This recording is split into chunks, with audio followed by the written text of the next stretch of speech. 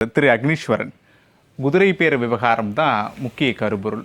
குதிரை பேரத்தில் அதிகம் பாதிக்கப்பட்டது என்னமோ அதிமுக தான். ஆனால் அதிமுக இப்போ வரைக்கும் அவங்களுடைய மௌனத்தை கலைத்ததாகவே இல்லை. திமுக கூட எங்கள் கட்சியை சேர்ந்த 4 சட்டமன்ற உறுப்பினர்கள்ட்ட குதிரை பேரம் தாவேக்கா நடத்த முயற்சித்ததுன்னு சொல்கிறாங்க, செய்தியாளர் சந்திப்பை நடத்துகிறாங்க.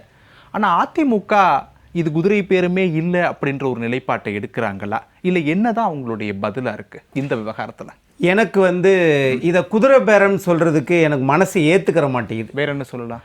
குதிரையை காட்டிலும் வேகமாக ஓடக்கூடிய உலகத்தில் ஒரு விலங்கு எதுன்னு கேட்டிங்கன்னா சீட்டாக். இது சீட்டாக் பேரம். சீட்டர்ன்றீங்க? சீட்டாக் தான் சொன்னேன் சார். ஐநா கண்ணன் சார் என்ன மாட்டி விடாதீங்க. நீங்க தெளிவானவர்னு நான் ரொம்ப பயந்து தான் அப்படியே ஓரமா ஒதுங்கி போறேன், என்ன மாட்டி விடாதீங்க.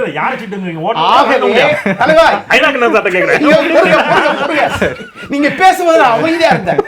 ஆகவே 1 மணி நேரத்திற்கு 112 கிலோமீட்டர் ஓடக்கூடிய 700 மைல் வேகமாக ஓடக்கூடியது. அதனால தான் இந்திய பாராளுமன்றத்தில் அந்த சீட்டாக் அப்படின்றது அந்த இது போட்டிருப்பாங்க பாராளுமன்றத்தினுடைய தூண்களில். பழைய பாராளுமன்றத்தில், புதுசுல அது இல்லை. ஆகவே தமிழ்நாட்டில் நடக்கிறது சீட்டாக் ஹார்சிங். ரொம்ப வேகமாக ஆளுகிற கட்சி தாவேக்கா செயல்படுது. மரியாதைக்குரிய ஐநா கண்ணன் சார் சொல்லும்போது சொன்னார் 52ல் நடந்தது அப்படின்னு சொல்லி. அப்போ மாணிக்கவேல் நாயக்கர், ராமசாமி படையாச்சி இவங்கெல்லாம் இருந்து அது வேற. ஆனால் அதுக்கு பிறகு ரொம்ப கேப் விட்டு 2006ல் 96 சட்டமன்ற உறுப்பினர்களை வைத்து ஒரு மைனாரிட்டி அரசாங்கம் நடந்தது. ஆனால் அன்னைக்கு இவ்வளவு வேகமாக இன்றைக்கு செயல்படுகிற காங்கிரஸ் அன்னைக்கு அமைதியாக இருந்தாங்க, 35 சட்டமன்ற உறுப்பினர் வச்சு. ஆனால் ஐயா மருத்துவர் ராமதாஸ், நான் 18 சட்டமன்ற உறுப்பினர் வச்சிருக்கேன், கவலைப்படாதீங்க, நான் வெளியிலிருந்து ஆதரவு தருகிறேன், உங்கள் ஆட்சி நீடிக்கணும்னு சொல்லி சொன்னாங்க. ஆனால் இன்னைக்கு 3வது முறையாக தமிழ்நாட்டில் ஒரு மைனாரிட்டி அரசாங்கம் நடக்கிறது. இப்ப நான் இப்படி கேட்கிறேன், நீங்க சொல்றபடியே, அதாவது தமிழ்நாட்டில் எஃப்ஐஆர் சொல்றபடியே பார்ப்போம். முதல்ல நீங்க திரு அமமுக பத்தி நீங்க சொன்னீங்க. அவர் முதல் புகார் திரு டிடிவி தினகரன், அமமுகவின் பொதுச் செயலாளர், கிண்டி காவல் நிலையத்தில் புகார் கொடுத்தாங்க. அதுதானே முதல் புகார். அந்த புகாருக்கு ஏன் தமிழ்நாடு காவல்துறை பக்கத்துல கூட போய் பார்க்க மாட்டேங்குது? 2வது, இப்ப நீங்க 2வது முறையாக ஒரு எஃப்ஐஆர் போட்டிருக்கீங்கல்ல, இளையராஜாவா? அவர் மருத்துவர், அதிமுக வந்தவர், அதெல்லாம் இருக்கட்டும். இப்ப இளையராஜா கிட்ட 35 கோடி கொடுத்தோம் சொல்லி இவங்க சொல்றாங்களே, என்ன ஆதாரம்? அந்த 35 கோடி என்ன சார்? 35 கோடி என்ன கொடுத்தோன்னு சொல்லல, பேரம் பேசப்பட்டதுன்னு அதுதான். அந்த 35 கோடி பேரம் எதற்காக, என்ன ஒரு கோட் பண்ணிட்டீங்களா அமௌண்ட? அப்ப அந்த 35 கோடி என்னன்னா எந்த அடிப்படையில் கேட்க? லஞ்சம் சார். 35 கோடி லஞ்சம் கொடுக்கிறோம், நீங்க வெளியே வந்துரு, அதுதானே அர்த்தம். அப்ப லஞ்சம் தானே. அப்ப லஞ்சம் என்றால் ஆதாரம் இல்லை, அது வேற. ஜார்க்கண்ட் முக்தி மோர்ச்சா வழக்குல பாராளுமன்றத்தில் கொண்டு போய் கட்டுக்கட்டாக கொட்டினார்கள். அப்படி தமிழ்நாட்டில் எந்த ஆதாரமும் இல்லை. 2, 35 கோடி லஞ்சம். அப்படி லஞ்சம் என்றால் லஞ்ச ஒழிப்பு துறை தானே தமிழ்நாடு காவல்துறை எடுத்துக்கணும். ஆனா திருவல்லிக்கேணி D1 காவல் நிலையம் தமிழ்நாட்டில் முதல் காவல் நிலையம் வெள்ளைக்காரர்களால் ஆரம்பிக்கப்பட்டது. அந்த காவல் நிலையத்தில் IAS IPS அதிகாரி மாநாட்டுக்கு பிறகு இத முதல் எஃப்ஐஆர் போடுறாங்க. அப்ப லஞ்ச ஒழிப்புத்துறை போட வேண்டியதை நீங்க சட்டம் ஒழுங்கு காவல் நிலையம் போடுதே, என்ன காரணம்? அதுல என்ன தவறு இருக்குன்ற? ஐயோ, அதுல எந்த தவறும் இல்லை. என்ன ஆதாரம் இருக்கு?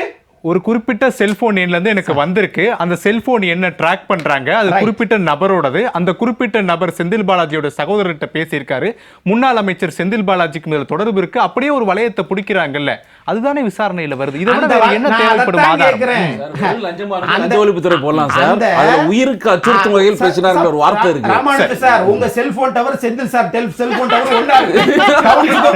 ஆனா அந்த 9 பேர் செல்போன் டவர் அந்த நாளையில 4ஆம் தேதி ஒண்ணா இருந்துச்சா? தமிழ்நாடு காவல்துறை நீங்கள் முதலமைச்சரை குளிர்விப்பதற்காக டவரையே மாத்தி மாத்தி காட்டுவீங்களா என்ன? ஆனா இன்னைக்கு அரசு தரப்பு வழக்கறிஞர் இல்ல முடிச்சிரு இன்னைக்கு அரசு தரப்பு வழக்கறிஞர் குறிப்பிட்ட அந்த பேரத்துல ஈடுபட்ட நபர்கள் சென்னையில 2 முறை கூடி ஒரே இடத்துல பேசியிருக்காங்க, அதுக்கான ஆதாரங்கள்லாம் நாங்க கைப்பற்றியிருக்கோம் சொல்றாங்க. ஆதாரங்கள் இல்லாம ஒரு நீதிமன்றத்துல போய் ஒரு காவல்துறை தரப்புல சொல்ல முடியாதுல்ல, அப்ப ஆதாரங்கள் இருக்குல்ல. தாவேக அரசு வழக்கறிஞர்கள் அப்படித்தானே சொல்ல முடியும், வேற எப்படி சொல்ல முடியும்? ஆதாரம் இல்லைன்னா தப்பிக்க முடியும். ஆனால் இதே ஆதாரத்தை ஒட்டுமொத்த தமிழ்நாடும் எதிர்பார்க்கிறது. கில்லி சரத் ஆதாரத்தை தமிழக போலீஸ் ஏன் தேடல? ஏன் ஸ்ரீவைகுண்டம் சரவணன் அவருடைய நண்பர் பாலமுருகன் ஏன் ஆதாரத்தை தேடல? நான் இப்ப கேட்கிறேன் சார், தமிழ்நாட்டுல தாவேக அரசு உண்மையிலே சொல்றாரு, தமிழ்நாடு அரசு சிறப்பாக செயல்படுகிறது. எப்படி தெரியுமா? முதல்ல ஒரு 18 பேரை கைது பண்ணாங்க, உயர் நீதிமன்றம் தடை கொடுத்துருச்சு. அடுத்து மாரிதாச கைது பண்ணாங்க, அதை கைதுவே ஏத்துக்கிறல. அடுத்து முன்னாள் அமைச்சர் அனிதா ராதாகிருஷ்ணனை கைது பண்ணாங்க, பிணையில விட்டுருக்கு. இன்னைக்கு நீங்க வேகமா நாங்க கரூருக்கு போக போறோம், அப்படி கரூருக்கு போனதுனால நான் பழி தீர்ப்பேன். சார் இது என்ன துரியோதனுக்கும் கர்ணனுக்கும் நடக்கிற சண்டையா? அது இங்கு சட்ட ஆட்சி, அரசியலமைப்பு சட்டம், அதுக்கு ஆதாரம் இருக்கணும். என்னதான் காவல்துறை உங்களுக்கு வளைஞ்சு கொடுத்தாலும் ஐயா திரு அஸ்ரா கார்க்கு நான் எனக்கு இங்க சரியில்லைன்ற மனநிலையோடு இருக்கிறாரே. உளவுத்துறை கொடுப்பதை நேரடியாக முதலமைச்சருக்கு தான் போகணும், ரா ஐபி கொடுப்பது நேரடியாக பிரதமருக்கு தான் போகணும். ஆனா முதலமைச்சருக்கு போகாமல் 2 பேர் பார்த்துவிட்டு அதுக்கப்புறம் முடிவெடுக்கிறார்கள் என்றால் அப்ப எதுக்கு காவல்துறை செயலாற்றணுமோ அதுக்கு செயலாற்ற மறுக்குதே? என்ன காரணம்? ஆக இங்க குதிரை பேரம் இல்ல, இது சீட்டாக் பேரம். வேகமாக பயணிக்கிறார்கள். ஆனால் வெளியில ரீல்ஸ்ல ஆகா சிறப்பான ஆட்சி, எந்த பிரச்சனையும் இல்ல. யாராவது கேக்குறாங்களா? என்னோட பெண்களுக்கு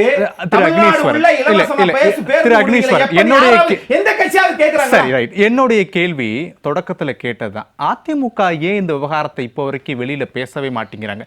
திமுக ஏற்கனவே பேசுறாங்க தாவேகாவுக்கு எதிரா. இந்த விவகாரத்துல அதிமுகவும் பேசும்போது இந்த விவகாரம் இன்னும் வலுப்பெறும்ல. ஆளுநர்கிட்ட 2 பேரும் போய் கம்ப்ளைண்ட் கொடுக்குறாங்க, ஏன் பொது வழியில பேச மாட்டேங்கிறாங்க? உண்மையிலே சொல்றேன், யோகேஸ்வரனுக்கு ரொம்ப என் மேல வருத்தம் வேற. ஏன் அதிமுக ஏன் பேச மாட்டேங்குது? இதே கேள்வி கேட்கிறேன்.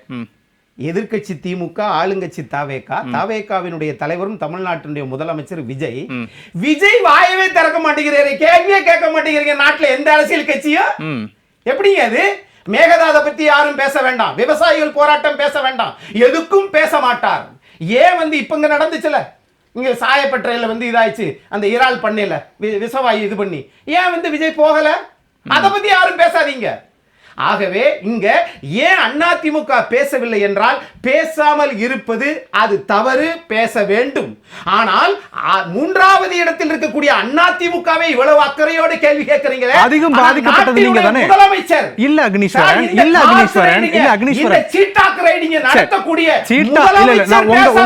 உங்களுடைய வார்த்தையிலேயே வரேன், இந்த சீட்டா பேரத்துல அதிகம் பாதிக்கப்பட்டது அதிமுக தானே? குறைந்த அளவு பாதிக்கப்பட்டிருக்கக்கூடிய திமுக பதில் சொல்லும் போது சொன்னது விஜய், பண்ணுகிறது ஆதவர்ஜுனா. அமைதியாக நான் நல்லவன் என்று வேடத்தில் இருப்பது பலர். ஆனால் இதை செய்ய வேண்டியது யாரு? ஆளுங்கட்சி. ஆளுங்கட்சியே மௌனம் காக்கிறது. எந்த நல்லதும் செய்ய மாட்டோம், நிர்வாகத்தை நாங்கள் இன்னும் ஆரம்பிக்கல. இன்னும் ஒரு சில அமைச்சர்களுக்கு வீடு ஒதுக்கவில்லை, அவர்கள் நட்சத்திர விடுதியிலிருந்து போறாங்க. ஏற்கனவே திமுக 5 வருஷத்துல 5 லட்சம் கோடின்றீங்க. நல்லா குறிச்சு வச்சுக்கோங்க, இந்த 5 ஆண்டு காலத்துல ஒருவேளை இந்த ஆட்சி நிறைவுற்றால் 10 லட்சம் கோடி இந்த 5 ஆண்டு காலத்தில் இவர்கள் கடனை காட்டுவார்கள், எழுதி வைத்துக் கொள்ளுங்கள். சரி, ஓகே.